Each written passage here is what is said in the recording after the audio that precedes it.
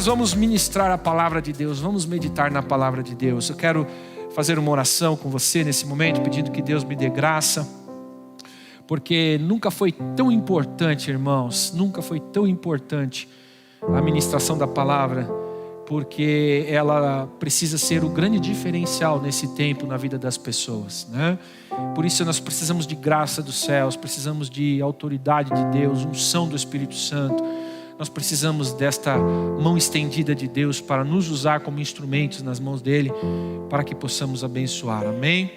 Então, vamos fazer esta oração e pedindo esta instrumentalidade de Deus, esta unção de Deus sobre a minha vida nesta noite, para abençoar os que estão aqui e você que está na sua casa online nos assistindo, amém? Pai, em nome de Jesus, eu peço a tua bênção, Senhor. Peço, Senhor meu Deus, que tu possas, Paizinho querido, com a tua bondade e misericórdia, olhar para mim e, Senhor, me tomar nas tuas mãos e me usar como instrumento mais uma vez para abençoar a vida da tua igreja, Senhor. Aqui está presente e aqui está online. E depois, Senhor, não sabemos por quanto tempo este culto ficará salvo, Senhor, lá nos nossos canais, nas redes sociais. Em algum dia qualquer, Senhor, alguém pode, movido pelo seu Espírito Santo, ser levado a ouvir esta ministração. E isto, Senhor, toca muito forte no meu coração e faz-me ter, Senhor, temor e tremor diante de Ti, Senhor, por causa da responsabilidade com a Tua palavra. E eu te peço, Senhor, tenha misericórdia de mim e me usa nas Tuas mãos para aquilo que é o Teu propósito para com a vida da Tua igreja, da qual, Senhor, Tu me tens confiado. E eu te peço, Pai, em nome de Jesus, que se faça assim nesta noite, para a glória do Teu santo e poderoso nome. Amém. Graças a Deus, amém? Nós vamos ler em Mateus capítulo 14, do versículo 24. É uma passagem muito conhecida. Eu quero abordar com vocês um ponto específico nessa passagem, que Deus esta semana trouxe ao meu coração, em um dos momentos que eu estava em oração aqui em uma tarde, e estava meditando e veio ao meu coração esta palavra e um ponto específico eu quero tratar com vocês nesta noite. O tema da nossa mensagem nesta noite é dúvidas versus fé. Nós precisamos compreender, né, que nós precisamos responder uma pergunta que constantemente será feita a respeito do que nós temos com Deus, do que nós realmente esperamos de Deus, da forma que nós confiamos em Deus, da forma que nós nos relacionamos com Deus. Nós precisamos entender que diariamente nós seremos questionados, nós seremos desafiados para respondermos esta pergunta. No versículo 24, capítulo 14, eu vou ler na nova versão transformadora, na NVT, e diz assim: enquanto isso, os discípulos distantes da terra firme lutavam contra as ondas, pois um vento forte havia se levantado. Por volta das 3 da madrugada, Jesus foi até eles caminhando sobre as águas.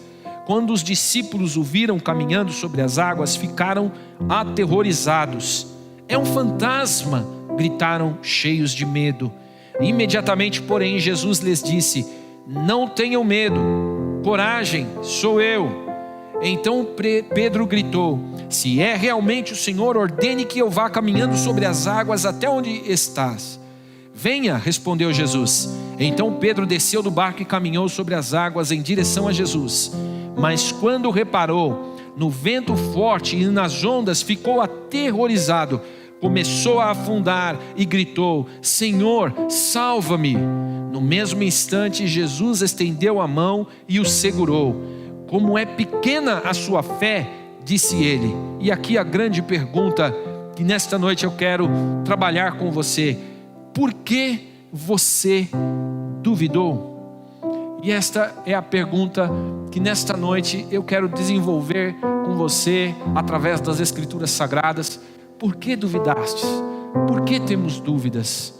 Por que alguma coisa do exterior? Por que alguma coisa alheia à nossa fé? Por que alguma coisa que vem como essas ondas vinham sobre aquele barco nos leva a duvidar?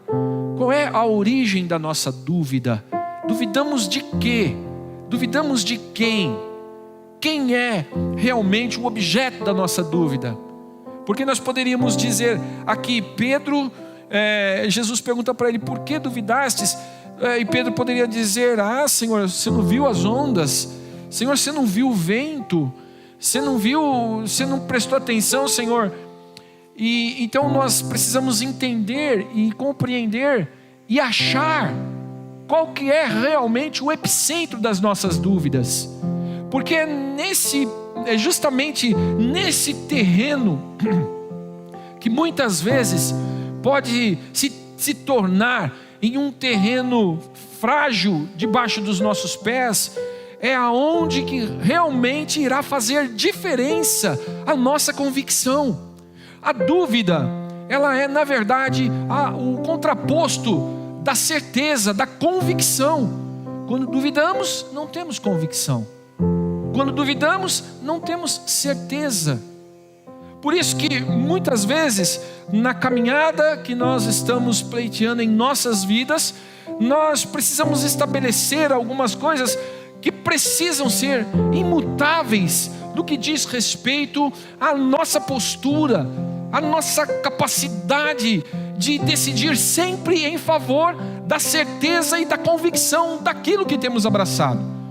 É por causa da dúvida que muitos problemas têm surgido na área do caráter. É por causa da dúvida que muitos problemas têm surgido na área da comunhão. É por causa da dúvida que muitos problemas têm surgido na área do carisma, da caridade, do amor fraternal.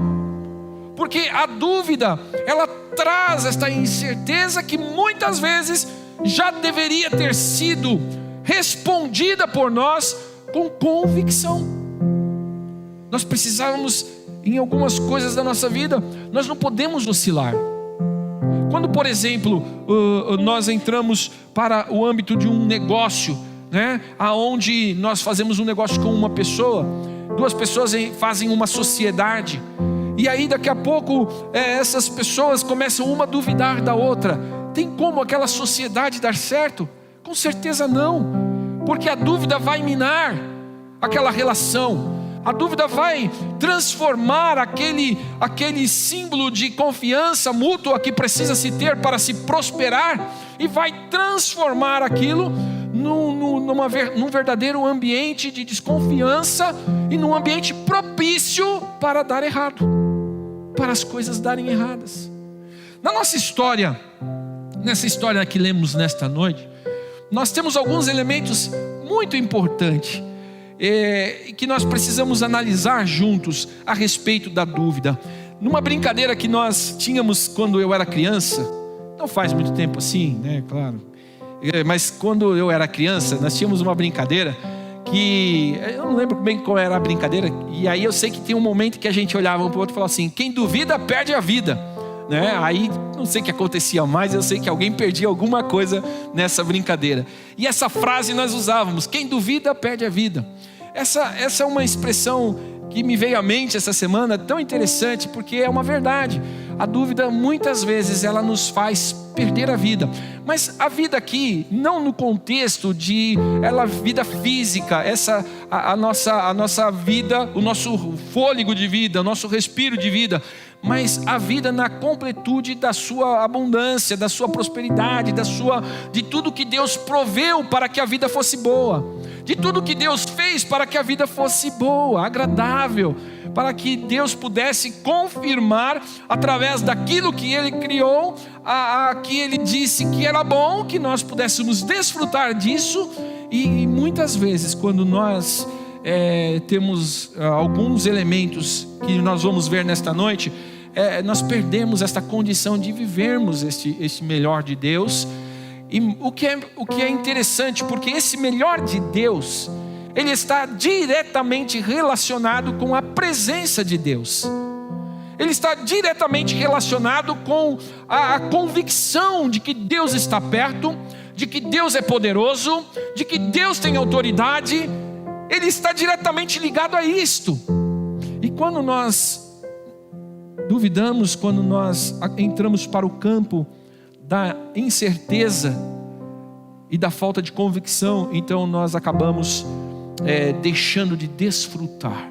Neste tempo de medo, de tanto medo, de tanta incerteza e de tantas perguntas sem respostas que nós estamos vivendo, nós estamos vendo que neste tempo há muitos questionamentos que acabam provocando certos sentimentos em nossa mente, em nosso coração, que nos fazem atrofiar na nossa fé, nos fazem gerar elementos na nossa fé, que assim como Pedro, naquele momento em que ele observou, mesmo já estando sobre as águas, mesmo já estando na condição sobrenatural de estar andando por sobre as águas, aquele elemento do vento, o elemento da onda, ela vem e ela vai fazer com que nós desconcentremos e percamos a condição de entender o poder, o quanto Deus é poderoso, o quanto Ele nos ama e o quanto Ele quer nos fazer provar do seu sobrenatural. Dúvida é uma condição que se contrapõe à certeza, que se contrapõe à convicção e que por fim se contrapõe à fé. Ao duvidar, buscamos elementos que possam nos sustentar. Pedro, quando estava ali andando e ele percebe o vento sobre ele percebe a força do vento, ele percebe a força das ondas. Naquele momento que ele começa a duvidar daquela condição que ele está desfrutando ali, daquela condição que ele está vivendo ali, ele começa a afundar. E ao começar a afundar, ele prontamente pede socorro a Deus, ele pede socorro a Jesus. Agora, um ponto que é importante nós entendermos aqui é que Pedro tinha uma certa dúvida com relação a se era Jesus, porque quando Jesus vem caminhando para o barco, em direção do barco, eles dizem, a primeira coisa que eles falam ao ver Jesus andando sobre as águas, qual é a primeira coisa que eles falam? É um fantasma, né?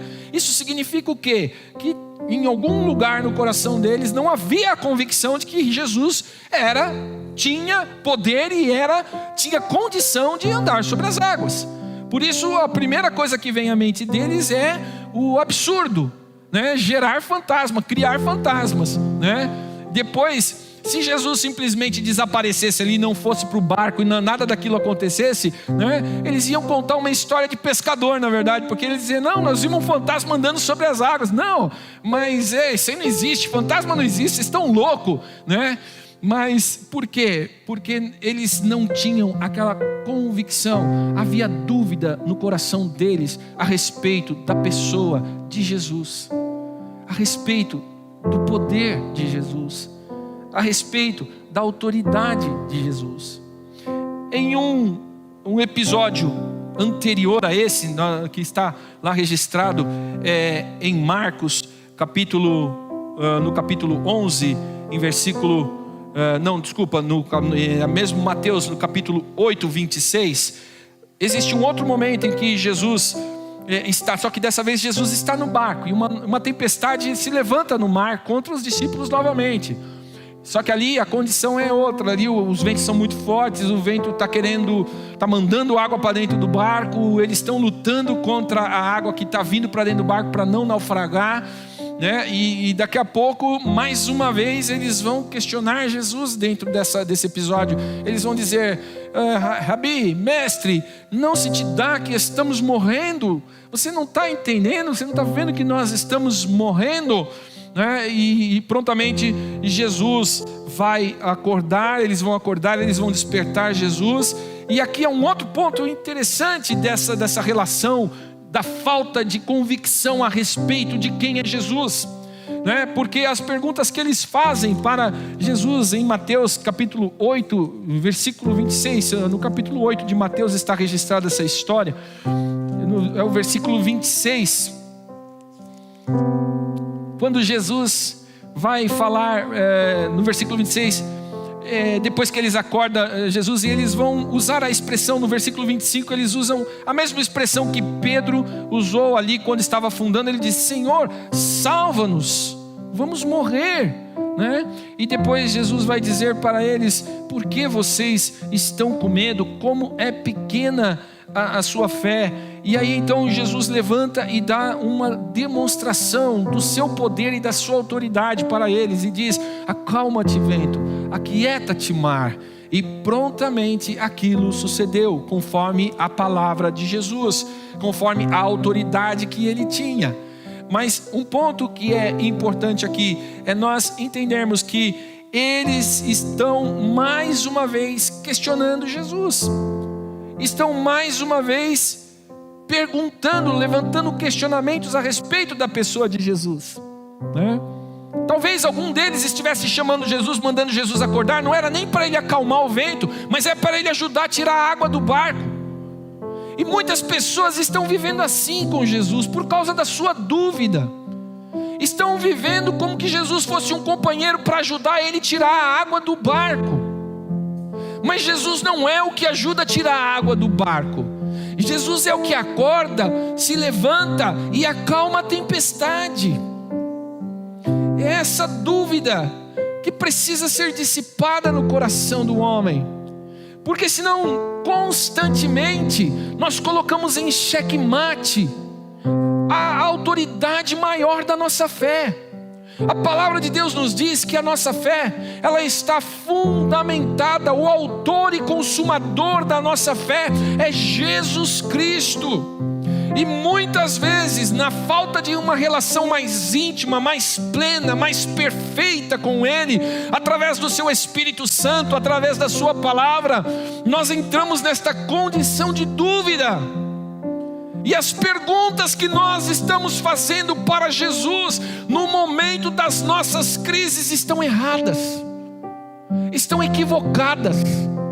Elas estão colocando Jesus num xeque-mate, enquanto na verdade nós deveríamos estar simplesmente olhando para Ele e confiando nele.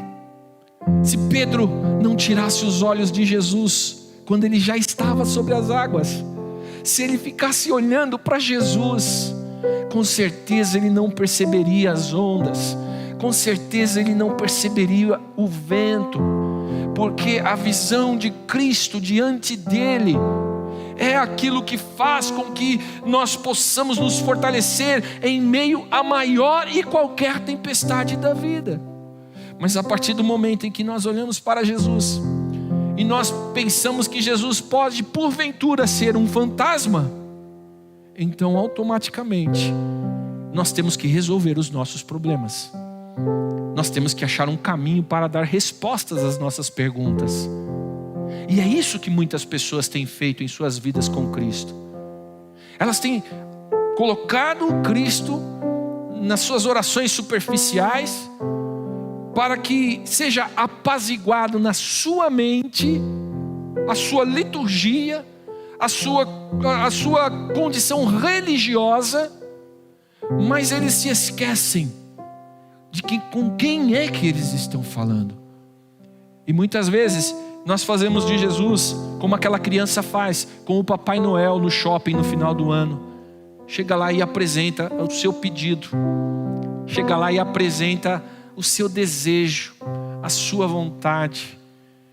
É claro que em meio às tribulações da vida, nós sempre vamos buscar uma solução, nós sempre vamos buscar uma resposta. O homem foi criado para reagir. O homem não é um ser estático.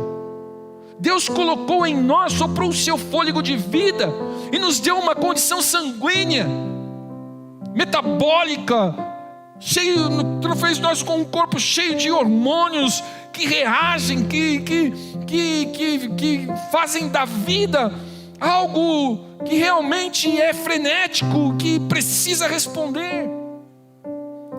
Mas nós precisamos entender que no meio dessas turbulências da vida, nós precisamos decidir e definir onde iremos apoiar o nosso barco, aonde iremos firmar a nossa casa, aonde iremos colocar o nosso coração, porque essas são as coisas que realmente farão diferença.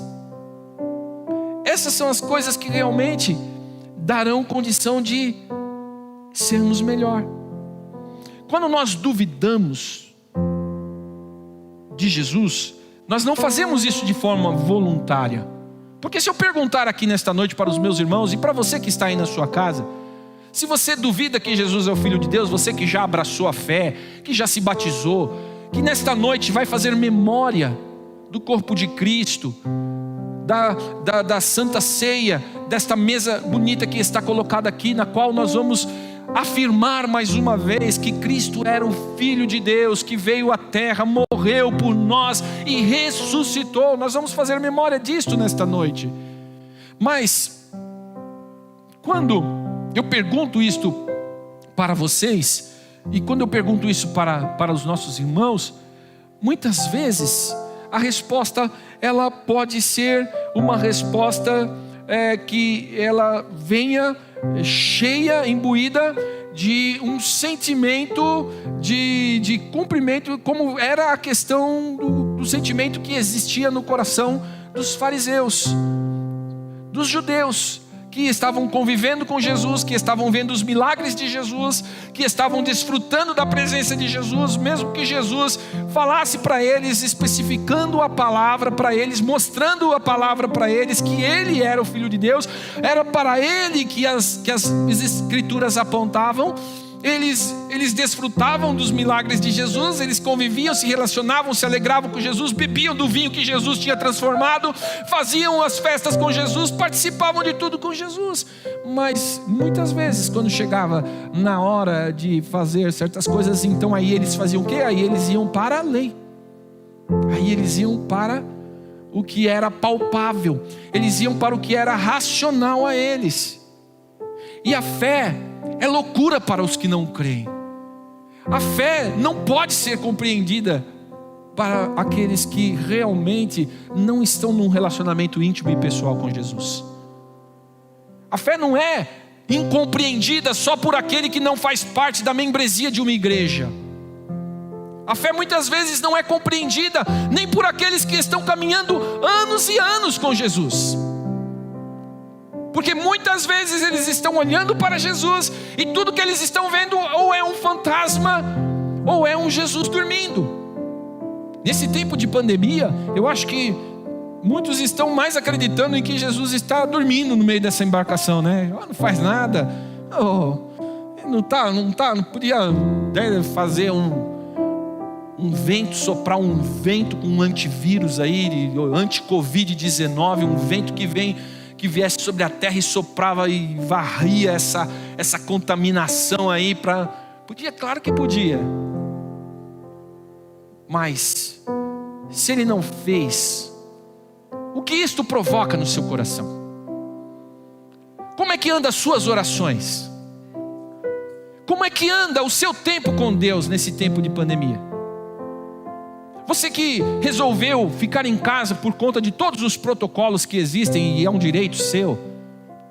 Mas eu te pergunto, como é que está sendo essa experiência de você aí cultuar na sua casa? Você só está cumprindo o protocolo comigo, que sou o seu pastor? Ou você realmente está interessado que esse momento que você reservou para cultuar ao Senhor, você preste o seu louvor, a sua adoração, você realmente quer se relacionar com Ele? Você realmente quer ouvir a palavra dele, você quer participar desse culto, porque você sabe que você está cultuando a esse Deus tremendo, maravilhoso, poderoso e amoroso. Como é que você responde para todas essas dúvidas que estão surgindo no seu coração? Quando você olha para dentro da sua família e você vê bater dentro do seu lar a doença, a enfermidade, a pandemia, você vê bater dentro do seu lar. Eu fico imaginando como foi a experiência nos primeiros dias da pandemia, quando muitos dos nossos irmãos, eu creio, e muitas da sociedade, estavam com medo do telefone tocar e ele do lado de lá ser o chefe do departamento de recursos humanos da empresa dele, dizendo: olha, infelizmente nós não temos mais condição de pagar o seu salário, você fica em casa porque nós vamos agora, não sei o que vai acontecer com a empresa. Eu fico imaginando essa angústia que muitos podem ter passado. Mas é aí que a certeza e a convicção que você está dentro de um relacionamento íntimo e pessoal com aquele que tem poder para acalmar o vento, para aquietar o mar. É nesse momento em que esse relacionamento precisa ser cheio de convicção. Esses tempos eu estava escrevendo um esboço, estava escrevendo uma ministração que em algum tempo irei pregar, justamente a respeito deste tema. Por que não falamos? Por que não anunciamos? Por que nós não conseguimos expressar a verdade soberana sobre esse Jesus a quem declaramos que amamos? É porque há uma falha no nosso relacionamento, porque nós não o conhecemos inteiramente, nós não conseguimos descrevê-lo. Para muitos, Jesus está parecendo um fantasma. Para muitos, Jesus está dormindo na embarcação da sua vida. Mas outra pergunta surge no meio desta tempestade, desse momento. Em Marcos capítulo 11, no versículo 28, depois que Jesus tinha feito muitos milagres, Jesus tinha feito muitos sinais, muitas maravilhas, né? Antes, no versículo Marcos capítulo 11, 23, Jesus tinha, a passagem aqui é a seguinte: Jesus tinha mandado uma figueira secar, e ela secou. Então, quando eles voltaram e passaram por ali, os discípulos viram aquela figueira seca, e aí eles perguntaram: "Oh, mestre, tu deste uma ordem e a figueira secou." E aí Jesus vai dizer para eles: é preciso crer e não ter dúvidas.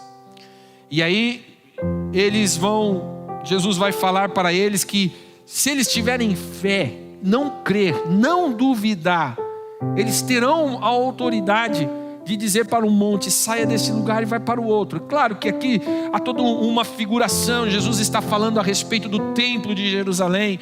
Jesus está falando algumas coisas que eram compreendidas no ambiente judaico, né? Mas ele, de certa forma, ele pode estar dando um ensinamento muito direto aos judeus, mas ele não deixa de estar dando uma palavra transcendental, universalizada aqui, dizendo: é preciso crer e não ter dúvidas, que no meu nome, tudo que você pedir, você vai receber. Porque logo mais à frente ele vai falar sobre isso. No capítulo, aí seguindo nesse texto de Marcos 11, vai chegar um momento em que ele tinha feito tantos sinais, tantas maravilhas, eles estavam vendo aquela conversa de Jesus com os seus discípulos, dizendo para eles: vocês têm que crer, se vocês pedirem em meu nome.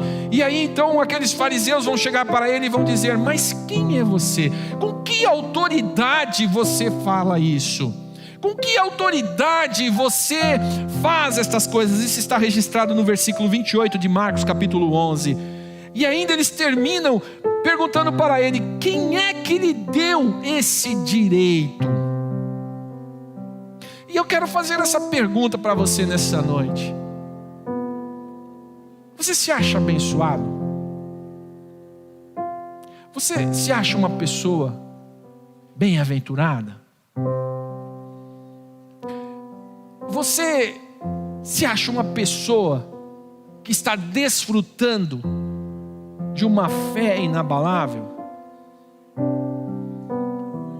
Porque em algum momento, você vai se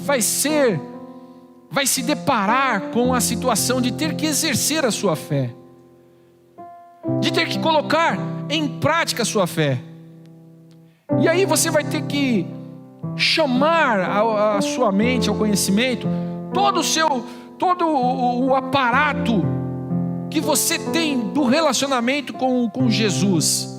Porque tudo que você pedir no nome dele, você vai receber. E aí você vai ter que exercer isso.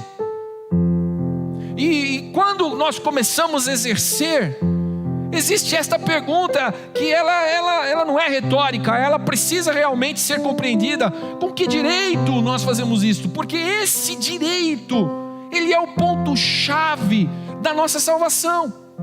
A palavra de Deus nos diz que em Cristo Jesus nós fomos feitos filhos de Deus. Em Cristo Jesus nós recebemos a herança das coisas eternas. Em Cristo Jesus nós recebemos o legado de sermos feitos filhos de Deus.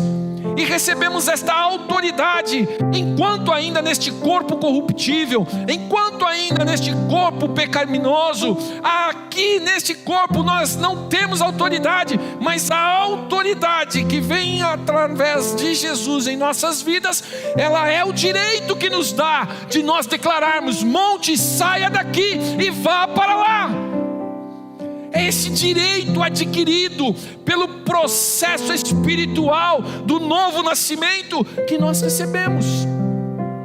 Mas se não compreendermos isto, nós muitas vezes não queremos nem nos associar à paternidade de Deus. Por quê? Porque nós fazemos as nossas avaliações. Para aqueles fariseus, Jesus não era o Filho de Deus. E esse é o sentimento que Satanás sopra sobre a terra, para fazer com que você não se sinta filho de Deus, para fazer com que você não se sinta no direito de andar sobre as águas, fazer com que você não se sinta no direito de dar ordem ao vento, de dar ordem ao mar. Mas Jesus diz: você tem essa autoridade, mas você não pode fazer isso porque você quer. Você não pode fazer isso, você não pode sair daqui agora, eu sou, só porque eu te falei, você tomou conhecimento disso nessa noite. Legal, vou botar em prova essa palavra. Mas não é assim que funciona. Não é assim que funciona. Primeiro, você tem que arrancar do seu coração toda a dúvida. Você precisa tirar toda a dúvida do seu coração.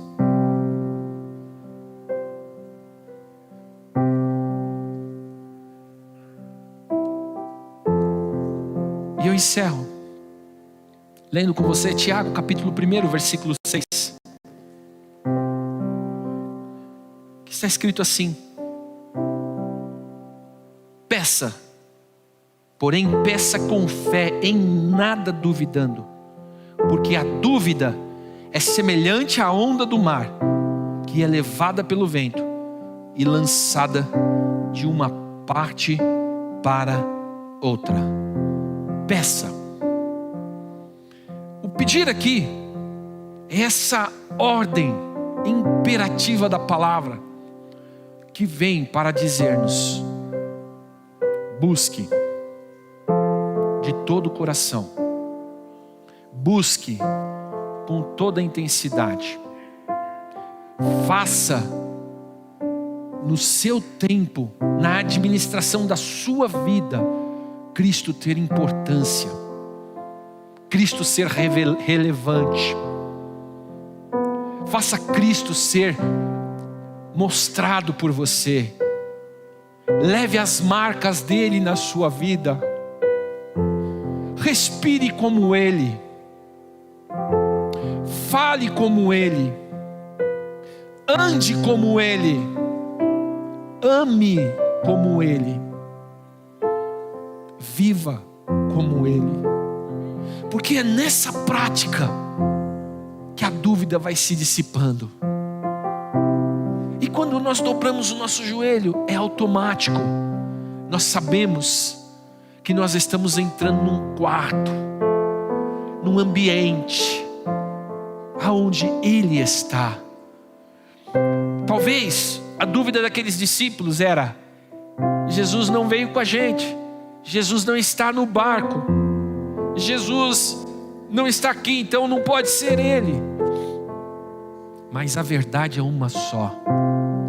A palavra de Deus nos diz que a glória do Senhor enche toda a terra, que por mais que nós possamos ir para o mais profundo mar, Ele ali estará, a sua mão nos susterá, Ele não nos abandonará. E aqui está talvez o primeiro ponto-chave para você colocar no seu coração nesta noite. Creia nesta palavra: Ele não te abandonará. E se por acaso você nesse tempo está se sentindo solitário, abandonado, sozinho, eu quero te dizer, declare esta palavra hoje, aí onde você está, no seu coração. Faça dela um mantra da sua semana: eu não estou sozinho, Jesus está comigo, Ele é o meu companheiro, Ele é o meu amigo, Ele é o bondoso amigo que jamais me desamparou e não vai me desamparar. Ah, mas morreu gente na sua casa. Eu sei que Ele está no controle de tudo, eu sei que Ele está no comando, eu sei que Ele tem um propósito com todas as coisas, como o pastor leu aqui no início da abertura deste culto nesta noite. Deus tem o tempo certo para todas as coisas na vida. Ele sabe quando devemos abraçar e quando devemos nos afastar, Ele sabe quando devemos viver e quando devemos morrer, Ele sabe quando devemos nos alegrar e quando devemos chorar, porque Ele é o Senhor do tempo, Ele é o Senhor da vida, Ele é o Senhor Criador de todas as coisas. O que não pode existir é dúvida no seu coração.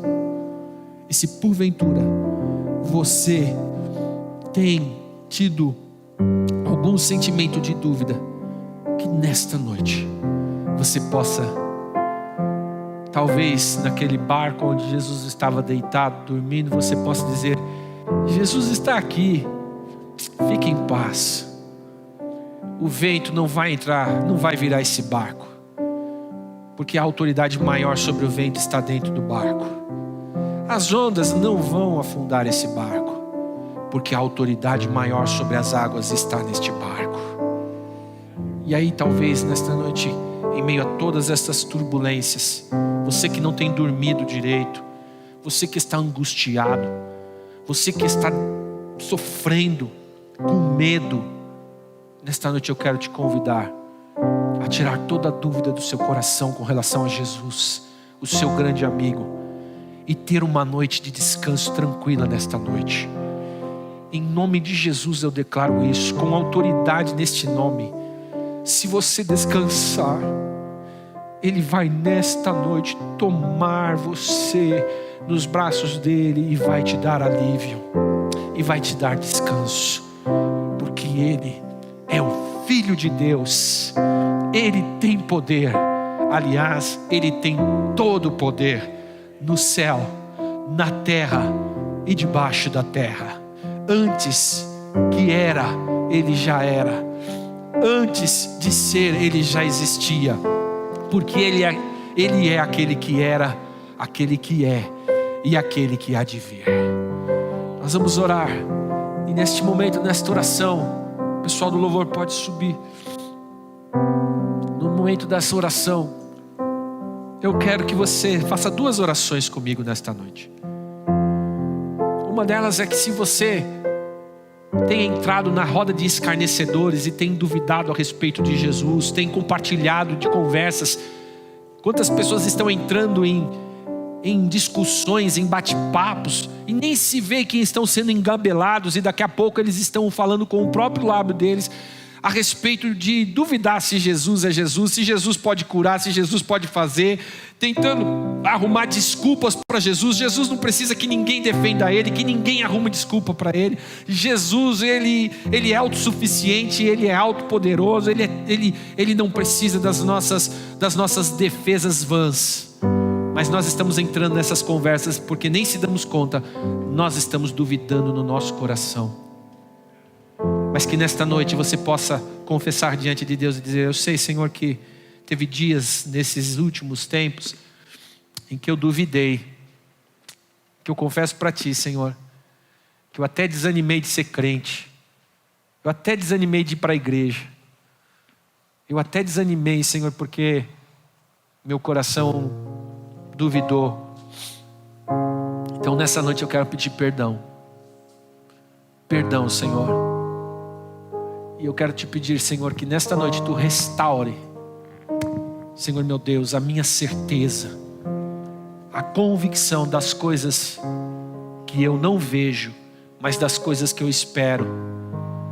Que tu restaure, Senhor meu Deus, a plenitude da convicção no meu coração, Senhor, de que eu não estou me relacionando com um Deus de pedra, com um Deus de madeira, com um Deus feito por mãos de homens, mas antes eu estou ligado naquele que é o Criador de todas as coisas, naquele que tem o domínio de todas as coisas, naquele que não deixou as coisas acontecerem de forma louca, não, mas Ele está no controle e no comando. Por isso, Senhor, Tu que conhece cada coração, que está orando comigo agora, que Tu possas, Pai, entrar e fazer essa obra transformadora da dúvida e incerteza, da convicção, Senhor, plena no coração dos meus irmãos. Pedro, naquele dia teve medo e afundou. Um pouco depois Pedro negou. Mas depois que Pedro teve que declarar para ti naquela praia que te amava e que tu sabias do tamanho do amor dele por ti, a sombra dele curava as pessoas, porque o teu poder estava nele, porque a tua glória estava na vida dele. E aí não importava mais viver ou morrer, o importava era Cristo estar com ele. Por isso, Pai, nesta noite fortalece a tua igreja, que porventura possa estar abalada por conta dessas tempestades que estão soprando no barco das nossas vidas, Senhor. Mas eu quero te pedir, Senhor, que nessa noite muitos dos meus irmãos que estão, Senhor, chorando no meio daquele barco, dentro daquele barco, no meio daquela tempestade, estão gritando por socorro. Senhor, que hoje eles possam ouvir a tua voz, Senhor, dizer: saia do natural, venha para o sobrenatural, venha andar sobre as águas comigo. Você vai ver que esta tempestade não é maior do que eu tenho para você, não é maior do que eu tenho planejado para a sua vida. Vai passar esse tempo e você vai descobrir que eu não deixei de te amar porque esse vírus veio sobre a terra. Não é o amor de Deus que falhou, porque o amor de Deus não falha. O amor de Deus, Ele continua forte, firme sobre nós. Essas coisas estão acontecendo porque assim teria que acontecer, mas eu quero que você fique firme e desfrute do meu amor. Aleluia. Faz isso do coração dos meus irmãos, nas famílias desta igreja, nos meus irmãos que estão nos assistindo nesta noite, Senhor, pela transmissão da internet, naqueles que haverão de ouvir esta palavra em algum outro tempo. Faz isto, faz esta obra no coração deles, e que eles possam se levantar hoje deste altar de oração como homens e mulheres convictos, Pai, cheios de fé, Senhor, cheios de autoridade, porque se tem uma coisa que esse mundo vai precisar depois desta pandemia, são de homens e mulheres cheios da convicção do grande amor de Deus, do poder, da graça do nosso Senhor e Salvador Jesus Cristo, e do poder que há do Espírito Santo em cada um de nós, Senhor. E que nós possamos ser esta igreja, nós possamos ser este povo, nós possamos ser estas pessoas que ao abrir da nossa boca, no nome de Jesus, Senhor, possa haver poder espiritual, Senhor, agindo, Senhor, em nossas vidas e através das nossas vidas, Pai, para a glória do Teu santo e poderoso nome, Senhor. Nós oramos e te pedimos, Pai, aleluia. Você prepare a sua ceia aí na sua casa. Os diáconos vão preparar a ceia aqui agora. Daqui a pouquinho nós vamos cear juntos. Você aí na sua casa, nós vamos fazer menção da vitória da cruz do Calvário. Você vai lembrar que nessa mesa da sua casa, onde você está preparando a sua ceia, você vai lembrar que Jesus está nessa mesa.